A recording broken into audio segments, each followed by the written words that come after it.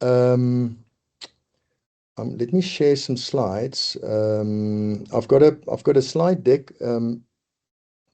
There's about 25 slides, of which at least half are pictures, so I won't be long on them. I want to take you to the Himalayas, um, as best as I can. There's one lady here, Petra, who came with me in 2012. So Petra, I wish you were sitting next to me. I'm also getting tearful here. There's something about the Himalayas that is just it's just magical.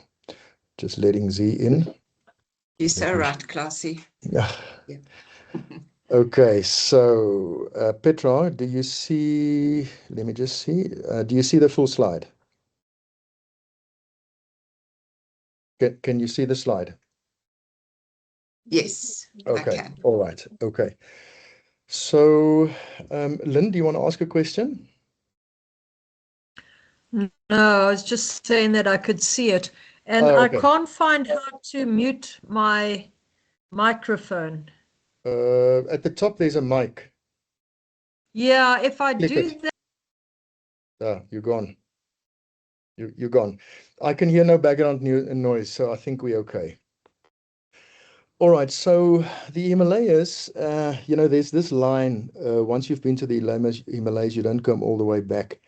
I was in advertising before I started this thing, and these kind of trips. And there was this line written for Alaskan Air, and I just thought it was such a cool line. And there's something that happens in the Himalayas, and Frankel, as you guys know, was very keen on his own climbing experiences. So this is a story I'm going to tell you of a woman who went to Nepal, went to Everest Base Camp, and I think she left a piece of her heart there, and she discovered something profound. And you will see what I mean.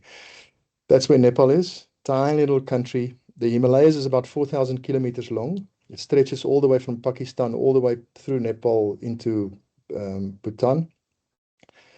There are 14 peaks over 4,000 meters, 8,000 meters. There are 14 peaks over 8,000 meters in the world. 9 of them are in Nepal. They are all in the Himalayas. Apart from the Himalayas, the next biggest mountain, tallest mountain, is in South America, Aconcagua.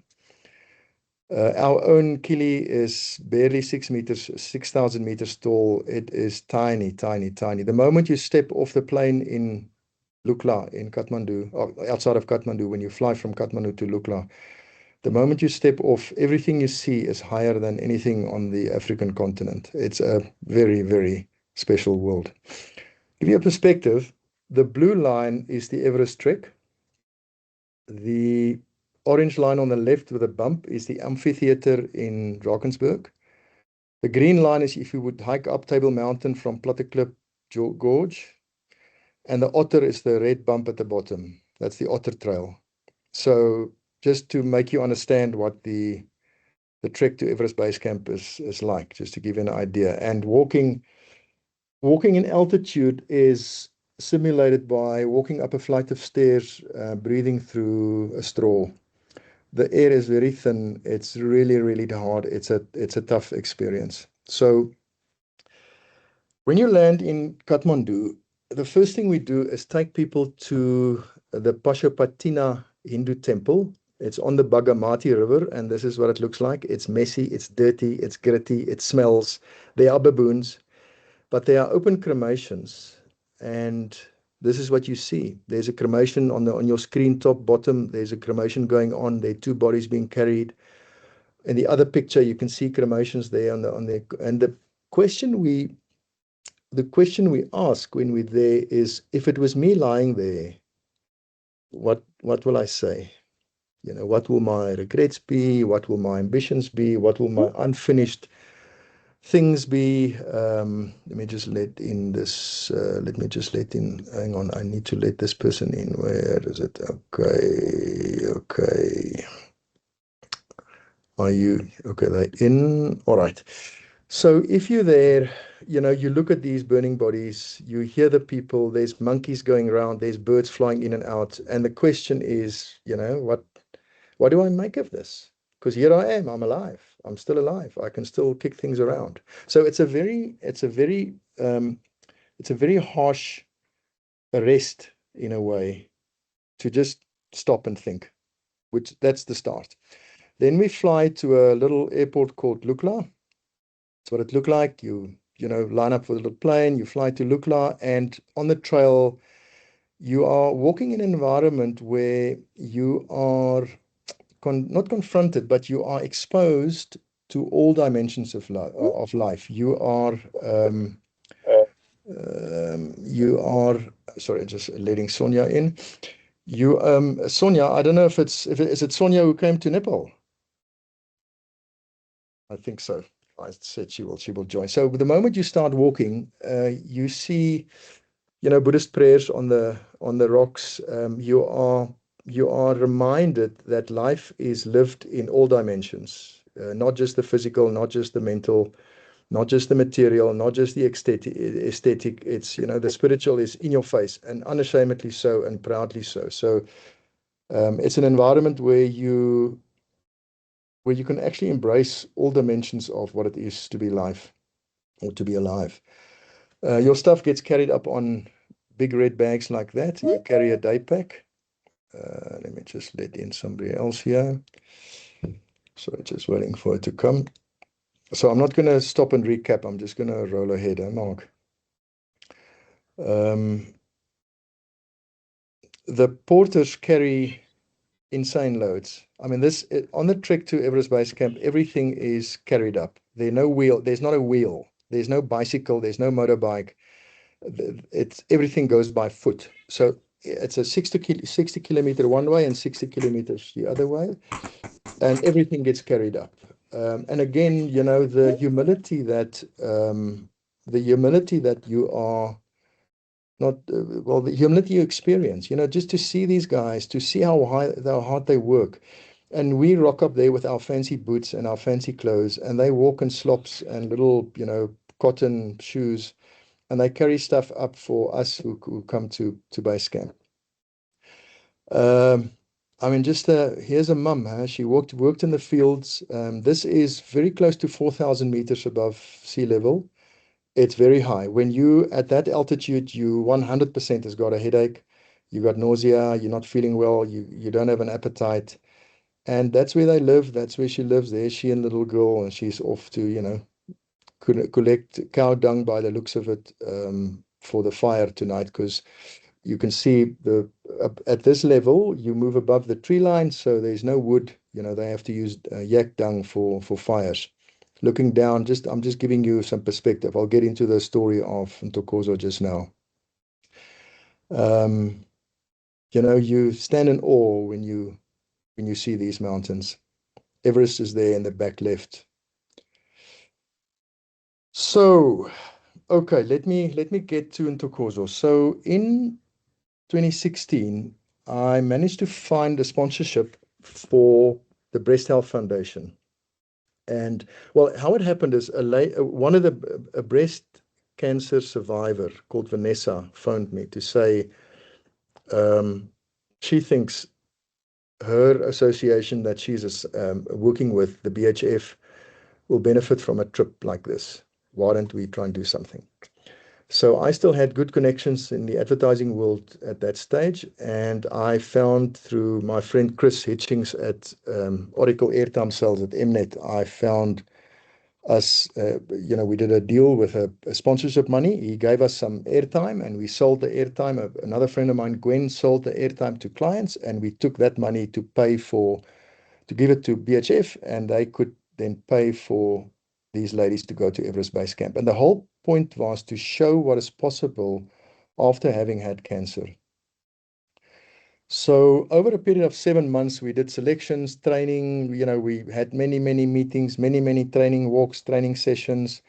Petra, who's on this talk, did a lot of PR to promote this thing.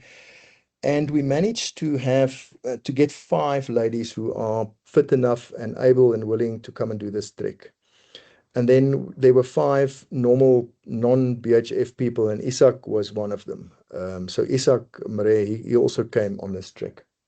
So off we went. Kathmandu, Lukla, And here we are. This is Petra, this is day 4. This is from Namche to Deboshe. So it's a very, very steep hill. It's tough, tough, tough. So on the this is the 6th day. So on the left, you'll see the lady I'm telling you about is sitting in the middle there, and you can see she's not looking well. She's not looking good. So we left the tea house on this particular day, and we had to walk. Somebody's muted. Just somebody just mute yourself. Sorry, guys. Let me just get out of here. Let me just mute. I don't know who it is. I'm just going to mute Elaine. Elaine, I muted you. All right. So, sorry, there's somebody else coming in. Somebody else coming in again. So we left this one particular. It was day 6 of the trek. We on that day you walk from I'm just going to call the names. You walk from a village called Dingboshe to a village called Lubuche, and Lubuche in Lonely Planet is described as the armpit of Nepal. And I always say to people, if you get there, you will understand why. It's pretty desolate. You don't want to hang around. You just want to get through. At that stage, you just want to get to base camp and go home. Anyway, on this day, halfway, we stop at a place called Tukla Pass. And as we came up to Tukla Pass, and Tukozo started, she wasn't well. She was struggling. You know, I could see she was like, but everybody's struggling a bit. But when we got into the tea house, she literally came in and she fell onto the couch. She just propped onto the seats where we were having our lunch. We stopped for lunch there. And Yogi, the guide, says, ma'am, he went to her and she said, listen, I can't carry on. And Yogi came to me and said, listen, she can't carry on. I said, what? We're 2 days away from base camp. I mean, Tukozo came, she brought um, a little banner for Sally Robinson, a friend of hers that passed away a year earlier. She was going to hang this banner at base camp, and in commemoration of Sally's life, and do a prayer, and do a little dedication. And she had this mission. Let me just backtrack. Before Ntokozo came on the trip, Louise from BHF said to me, she suffers from survivor guilt because she had cancer and she survived, but now she works at BHF and all the people around her are dying. She just works with people dying, and this is getting to her, and she doesn't understand why she has been spared. And she's got this weight, this guilt of, why am I still alive? This was the sort of the question that Ntokozo came with into this trek. So now when this happened at the tea house, that she just said to me, I can't carry on. I can't carry on. In trying to diagnose what was going on, she said to me, sorry, when you in the Himalayas, you talk about very personal matters. I want to know how many times you have peed, and I want to know what color your pee is, and I want to know if you've done a number 2, because that tells me if your body is working. Because if you're not peeing, then I know there's something wrong. And if the color of your pee is not the right color, then I know that you're not drinking enough water and that there's trouble coming. Anyway, I didn't realize those days, I didn't ask people, have you done a poo? Now I do. So she hasn't done a poo for 6 days since we left Kathmandu. So she had this tummy that was just swollen and infected, and she had to get out of there. Now, to make things worse, it was Saturday afternoon. So I said, Yogi, okay, come, let's take the satellite phone. We go up a hill, we go and call a chopper. Because there's choppers, there's lots of evacuation, there's choppers happen, it's part of the deal. There's choppers flying the whole time evacuating people. Saturday afternoon, we struggled to get hold of people in Kathmandu because they're away for the weekend. Eventually, we found a guy, and we started explaining the situation, and we dropped the call. And then we call him again, and we got him online. And now we like which person are we talking about? Because there's 12 people on the trek. Each one has got a different insurance number. So it's a matter of detail, so which number, and I haven't got my glasses on and I can't see properly, and we dropped the call. And now we can't get hold of him. And I said to Yogi, let's take it to Perishe. So Perishe is another village that's about 4 kilometers from there. It doesn't sound far, but in that altitude, 4K is far. Because there's a clinic there, and there are doctors there, and there's a hyperbaric chamber there. So there's oxygen there. So they'll be able to sort it out. So I said, let's take it to Perishe. So I walked into Kozo, and I said to her, I lied a little bit. I said, can you walk for another 2 hours? It's not 2 hours. It's longer than 2 hours. But I said, can you walk for another 2 hours downhill? And she said, yes. Shame, she was crying. She said, yes. She was so brave. Anyway, so Yogi and Kozo and myself, I said, okay, let's go. Let's leave. And we started walking down now. And we walking down to Perishe. And at one point, a chopper comes flying past me. And I know now I've done many trips to the Himalayas. So on this route, I know it really well. And I look at this chopper and I said to Yogi, this chopper is flying too low. This chopper is not going to base camp, because a chopper at that stage, when it passes us, it's on its way to base camp or at least Lobuche. It's not coming where we are. It's too low. And I said, is it our chopper? Because it's really low. And see, it doesn't know. And the chopper disappeared around a mountain. We lost sight of it, and we kept out walking. And I said to him, go ahead, go and warm up the hospital. Go and tell them we're coming. And at one point, he came running towards me and pointing. And as he came running to me, I could hear the chopper coming. And it was as if it came together. The chopper landed. Yogi was there. I was with Ntokozo, and we loaded her into the chopper. And poof, off she went, off to Kathmandu hospital. So we carried on with the trek, and I mean, there's other stories of the other cancer survivors also, but I'm not going to go there. I'm just going to focus on Ntokozo at the moment. So about 8 days later, we're now back in Kathmandu, and she comes to me and she said, I need to tell you something. So now we're back in Kathmandu. She's healthy. She's okay. She's sorted. And she said, can I talk to you? And I said, yeah, and happy, and we say, we hug and we say hello, and I'm glad to see you all right, and what happened, and we have all those questions, or we have that whole discussion.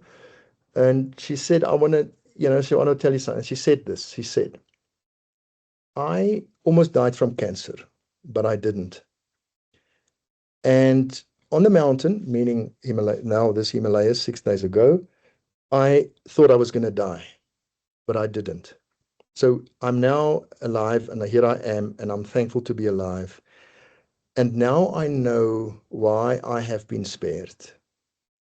And she says, my purpose, and she didn't say purpose, she said, I know why I have been spared. I need to stand for the people that have gone before me. And I thought, that just, this is the line, this is the thing. Her question was, why did I not die in cancer when she had the breast cancer? Then she went to base camp to plant a flag and, do whatever she wanted to do. I don't know what her internal objectives was, but she came away from this trek knowing why she's alive.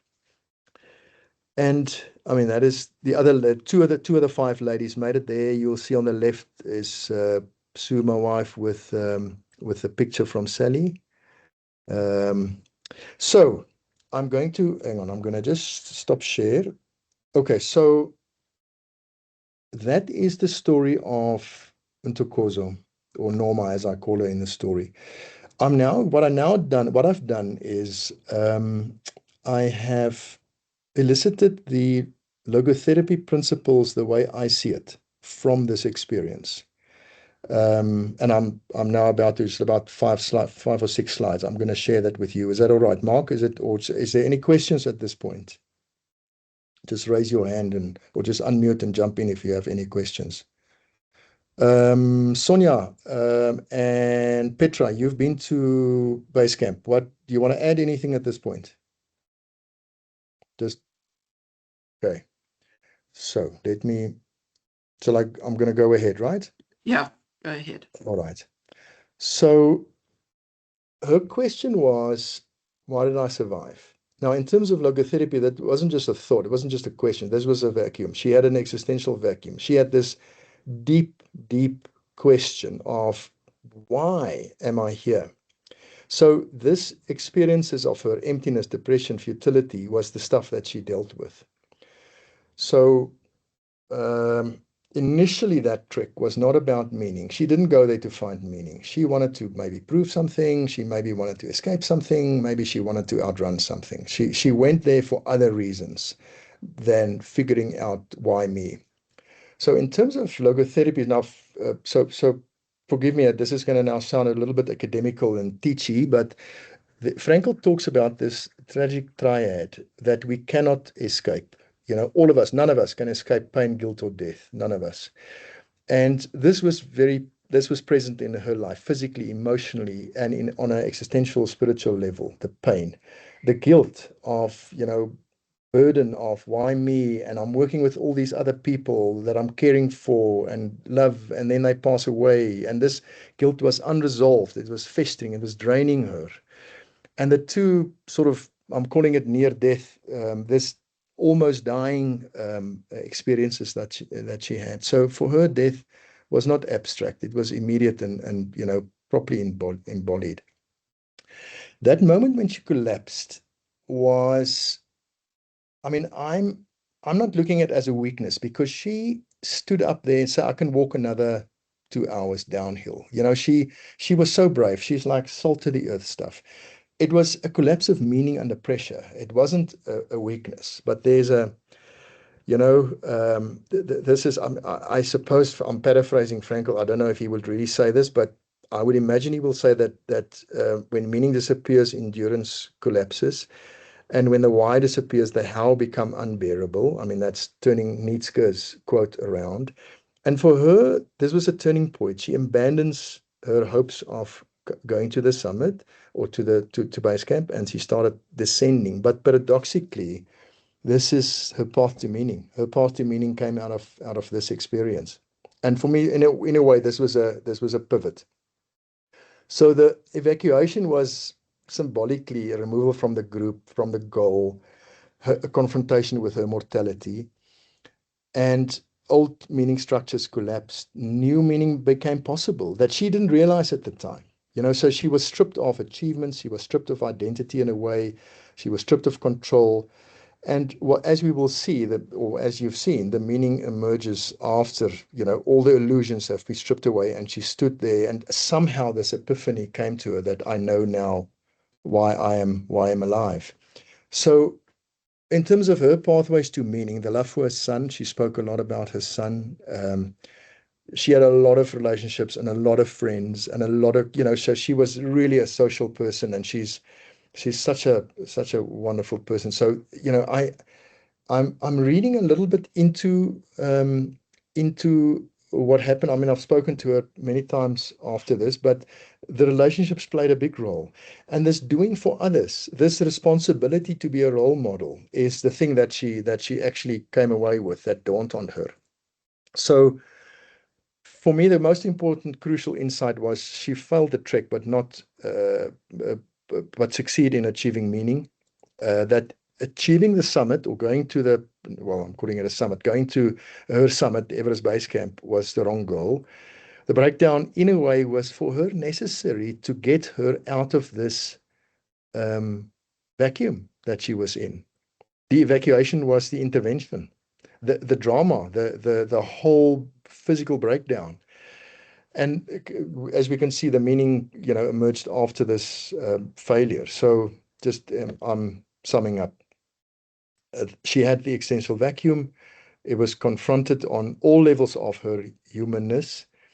The loss of, I'm calling it false goals, but not the real goal. The reconnection with one of the avenues to meaning, which is love and relationships. And discovering the other one, discovering meaning through her work. And she reframed her suffering, that survival now becomes a purpose. So yeah, this is the story. Sometimes the journey changes not when you arrive, but you understand why you're still there. So after the trek, she is standing on the left of your screen, and she's standing second left in the picture on the right. So we arranged for them to meet the Kathmandu, Nepal Women's Cancer. They don't have they're not big enough to have a breast cancer association, but this was a cancer association for women. They're still in a society where what do we call it, male female, they're still they're still in a very old system. So the ladies there has to fight really hard for to make a stand. Anyway, but we managed to go and meet with them and have some talks, and there was a little bit of an not an outreach, but just a bit of a connection, and spend some time together and just exchange stories. So what do you think? Any thoughts? Klasie, is Richard Stone speaking. Richard. I've just started the foundation course a month ago, and although I've read Viktor Frankl's book before, I read it with a new eye this time, and it's kind of great to see the practical implication of what we've read in his book. So I enjoyed it a lot. Yeah. Thanks, Richard. Good luck with your studies. It's a good direction you're moving into. I think, Klasie, the thing that struck me here was that we cannot manufacture meaning or decide what is going to give us meaning. I think Frankl talks about the search for meaning, but it has to reveal itself to us. And I think this is a classic example. I mean, it's, to go on a trip to Everest Base Camp, that is really taking a stand. I am going to find meaning. And yet, as you say, the goal was not the right one. And so her meaning was actually revealed to her through a set of circumstances which unfolded. That for me was very profound. Klasie, can you hear me? Yes. Okay, so for me, what I really think a lot about is the capacity of death to elicit transformation in someone's life. And I sometimes say, do we need, or how can we find another way? Because not everybody is going to face death in the way you've just described, for the purposes of really getting on track with who they are and what their purpose in life is. So, yeah, it's a very powerful thing, death. And I've seen examples of how it can impact in that way and how it can help you focus on what's really important. But for me, it's a study in how to find other ways of doing it. We don't always have the opportunity, thank God, of course, of facing death in the way she has. And maybe trips like the one you've taken. I mean, I've walked around the Annapurnas, and you do feel like death. Yes, you're not going to die, but it feels, it is. You do go there and you don't come all the way back. There's no question about it. So I will prevail on you to take a trip maybe for grey-haired people. That would be wonderful. Yeah, for me, I when I think of Ntokozo, she moved from why me to discovering significance. She discovered her own significance. And what I mean by significance is, why does my life matter? For whom am I significant? And obviously her son, I mean, that was obvious, but she still had this question.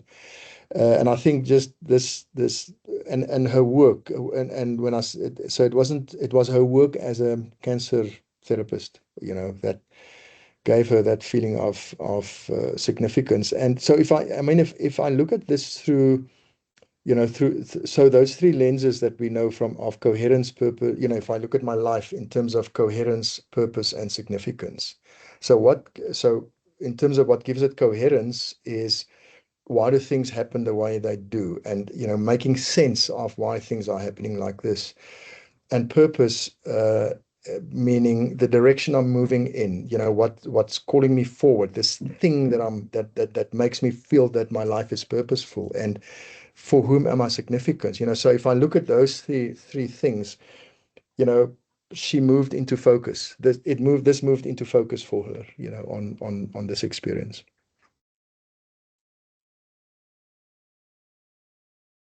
Klasie, it's okay. I'm there now.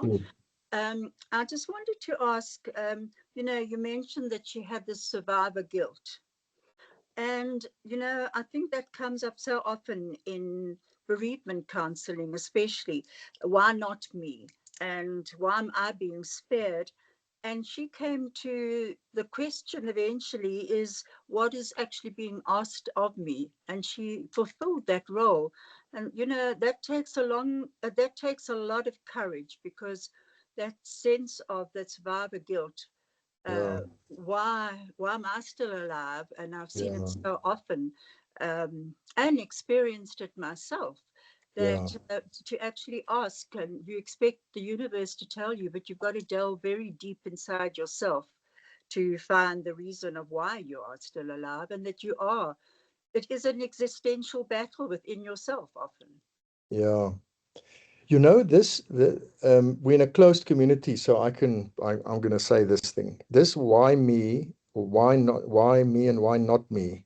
I know we use those questions, but for me, those questions has never landed. I walk around that question from, I intellectually, I see, okay, why me? No, rather say, why not me? Yeah, I see it and I hear it, but just speaking for me, it doesn't land for me. But what does land for me in this space is what the Eastern people talk about acceptance. And I don't know if this is really the case, but Fabry made the comment, and I actually, when I was still at the Institute, I had this newspaper article where Fabry said when Frankl traveled to the Americas after the war, they loved this philosophy because it was new. Rollo May was the only other guy doing this stuff. This whole existentialist way of thinking was refreshing and liberating, and it just came at the right time. So it was like they loved it. When he went to the East, they said something like, we've heard this before.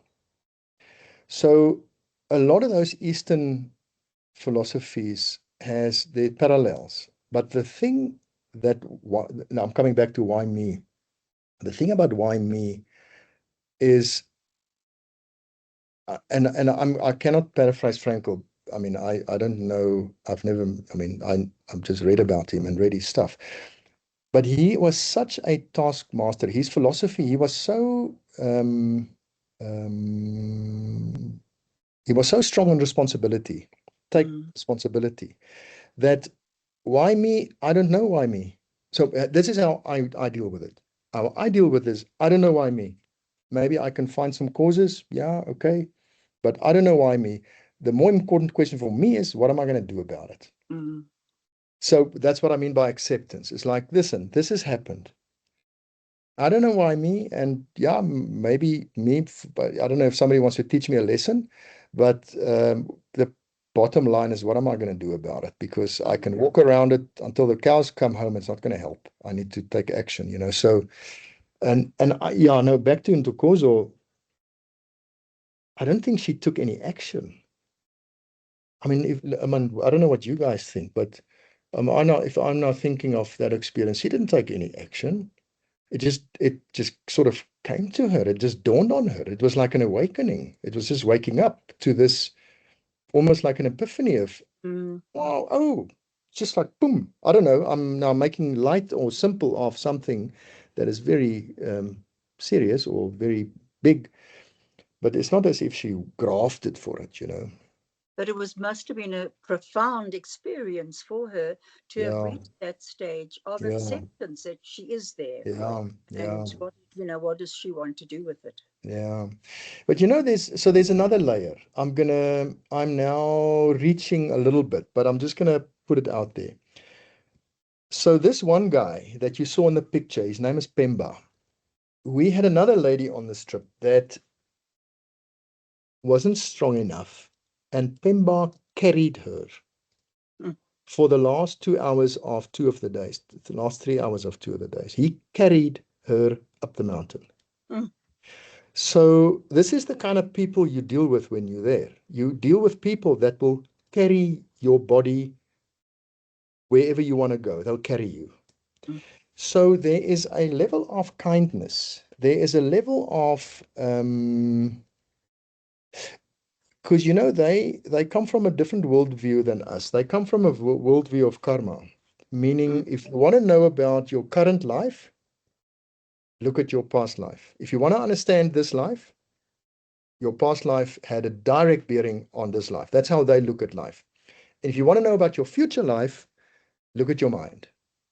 If you're going to be a nasty person, you're going to come back as a dog or a snake or a cat or I don't know, a crab or something. If you're a nice person, you can come back as a human and maybe have a good life. So that's how they look at life. That is their worldview.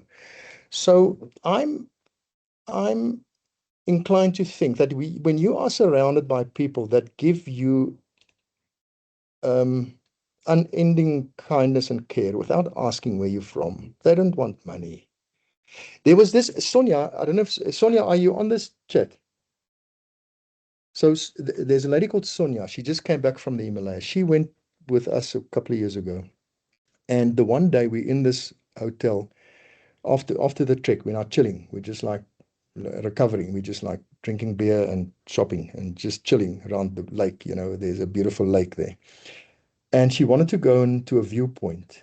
And it was early morning and it was raining. And if it's raining and misty, you can't see the mountains, you can't see the viewpoint. No. So early morning, so I'm listening and I can hear the taxi come. So I run down and I knock on the door, say, come, your taxi is here for the viewpoint. And we come out and the taxi driver comes and he says, and we said, listen, I'm sorry.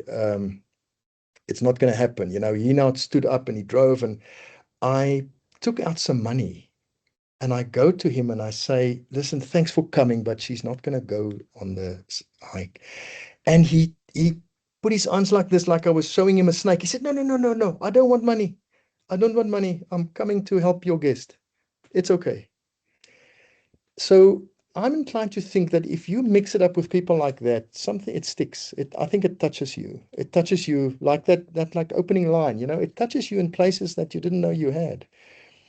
And maybe the human kindness and human goodness and human care and the way those, I didn't see it in the hospital, but I know from other experiences of people in hospitals, how they care for you in those hospitals. I think maybe something stick, makes you realize, what, the world is not such a bad place. And I'm going to reach out and help other people. And maybe this is why I'm paraphrasing now. This is why I'm here. Sonia. So, Klasie, Yes. earlier you said that this, I forget her name, you're calling her Norma, Yeah. did nothing. She did nothing. This epiphany just came to her. But she did. She put herself out there. She went on the trek with you. She made the effort. She did a lot. She survived whatever it took to survive cancer. Yeah. So she did a lot. It's, it was a Absolutely. huge effort. It's like the big thing. I'm not giving that credit. Absolutely. Yeah. Yeah. Yeah. You're right. Yeah. She did that. Yeah. Yeah. Yeah. And Yeah. before anyone goes on any of your tours, Klasie, you have a lot of training first. So, I mean, she must have put a lot of effort, her own effort into just getting fit enough to come. Yeah. So I went through my pictures for this presentation and I got a picture of her doing some stretching and, she was that she sent me for the time. Yeah, she did her preparations. She did her preparations. And I think we also judge ourselves very harshly because she did go and she went up and she got quite high, Yeah. That's right. And she achieved that. It's substantial. Yeah. Klasie, what I want to raise and what was very profound for me was the fact that you take the group and you see the cremations happening right at the beginning of the whole trip. And that's almost, there's a rawness and a vulnerability that one immediately feels when you can't escape being in the presence of death from the word go. And it's almost like you have to unmask. I mean, to me, that was very profound, that was right at the beginning, that's, you know, that is how we are all going to end, but you are now climbing towards this summit. So I really appreciated that. I found that it almost sort of sets, it sort of sets your mind to, like, you know, okay, this is real. This is what is going to happen. I just wanted to share that because it's, you can either be horrified with the rawness of it because it's just, and you said it smelt and it was dirty. I mean, do they actually burn the bodies beside the river, or? Yeah, so they have it takes about, I would imagine, between 6 and 8 hours. So there, you know, I take people to India also, and in Varanasi, there on the Ganges, there are these massive piles of wood on the banks, which is just there for the fire. And these days it's actually quite expensive. Electric cremation, like we do cremations, is cheaper. So a wooden cremation is, they would say, very auspicious. It's a very, they have a couple of different ways to dispose of the body. Cremation is what they mostly do, electric and then wooden. Burial in the ground, they don't, you know, some of them say they don't like that. The robbers and thieves will bury in the ground. A sky burial is the top of the list, where your body is cut into pieces and then left on a mountaintop for the birds to dispose of, because now your body is put to good use because birds can eat it. I mean, that's how they look at this. It's a very different way from us. You know, it sounds horrific saying these things, but you know, that's how they look at this. So yeah, so there are people that do this. They make the fire, they stoke the fire, they keep the fire going, and afterwards they sweep all the left ashes into the river. The family don't do that. So the family will come, they'll pay the temple for a spot, and they get a slot, and then the fire guys make the fire, and they make it all ready, and then they look after that fire, and then the family come and they do their ceremony, and then they may leave, and some may stay, but maybe they all leave at some point, and then yeah. So, and you know, on the trek we go past a place where they do sky burials, but I don't think they use it anymore, because every time we've gone through there, you know, we show people, but every time it looks for me too clean, you know, so I don't think, and it's too close to the huts, to the houses. I don't think they really do sky burials, but it's an old sky burial spot. And then there where in Tokozo, where we lifted her from, or where she got ill, there's at the top of this Tukla Pass, there are, I'm guessing, Sonia or Petra, correct me, I will say 100 gravestones of people who had died on the mountain, whose families have put up a memorial stone for them. So you come up this pass, you're not at base camp yet, you're still 2 days away. Here comes Isak. You're still 2 days away. And you come to this at the top of Tukla Pass, and you see all these memorial stones there of people who have died on the mountain. And so you are daily reminded that I'm expendable. This life can pass. Isak, welcome. We have finished the story. You're just in time. I told them the story of Ntokozo, but I didn't go into the other things that happened. So, but if you want to unmute or put your camera on and maybe just, yeah, look, you've got no context, but I showed them some pictures of the hike, told them about the whole thing, and yeah, so thanks for joining us. Yes, Klasie. My apologies for not joining earlier. I've had some technical issues. In fact, I was struggling from 6 o'clock to actually join, and I've only been able to join now. And if you give me a second, I'll switch on because I eventually were able to join on my phone. But you don't want to hear about my technical issues. Let's get back to the discussion at hand. So good evening, everybody. And apologies for the late join. And hello, Klasie, good to see you again after a long time, many years. Yeah. Yeah. Nice. Yeah, so we Klasie, just lekker man. We good. We just Madeline just we observed on in Kathmandu. The first thing we do is go to the Pashupatinath temple and see the open cremations, and we just so we were just talking about being confronted with the reality of death by seeing the people getting cremated and actually smelling it, and so it's so in your face. It's for some people it is 100% striking. For some it's really yeah, unsettling. Yeah, so it's yeah, yeah, Klasie, if I can just share, and I don't know the context of this meeting was, but for me, you'll remember that I wrote quite a funny story. Afterwards, I tried to make a satire out of it. But at the end, I got a really a little bit more serious because for me, one of the greatest experiences was on the last day it's actually the day after we went to base camp. I set out on my own in the morning while you guys went out there, and I went to Kalapatar, which is one of the peaks over there, and you can overlook base camp actually. 5,545. I still remember because I said it in my video. And I sat there, and that was at a stage when I don't know if people still remember the massacre in Aleppo. That's 10 years ago, Aleppo in Syria and those places. And it was just on the radio the day before. And there I sat in the most beautiful place on the earth, and Sagarmatha is the Nepalese name for Himalayas, for Mount Everest. And Sagarmatha is the mother god. And I sat there and I thought to myself how this amazing peaceful thing that's been standing there for literally millions of years, and I'm sitting there as a single human uh, in nothingness under this amazing thing. And I thought of the just a few thousand kilometers from there in Aleppo and Syria and Beirut and all those places, people are dying in this.